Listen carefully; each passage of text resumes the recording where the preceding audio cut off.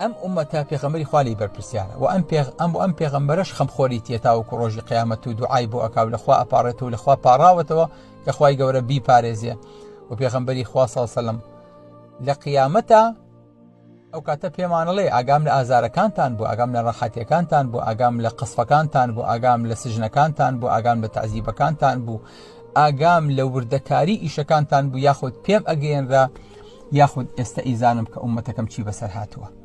بۆیە پێغەمبەری خوا صلی الله علیه وسلم حەز بە ئازاری ئومەتەکەی ئەکات جا لە دنیایە بێیان لە قیامەتە. لەبەرەوە هەر کەسێکمان کە لێیە قەومێک کە ئازارێکی پێگا حەمزەیەکین بۆ پێغەمبەری خوا صلی الله علیه وسلم. ئێکە پێغەمبەری خوش ئازاری پێگا ئازار بە هەموو ئومەتی ئیسلامی ئەگا.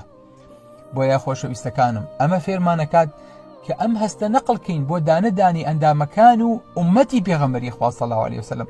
هەر کاتێ ئازارێک گەیشتە هەر شوێنێکی ئەم ئومەتە ئەبێ هەموو لاشەمان پێکەوە هەستی پێ بکات.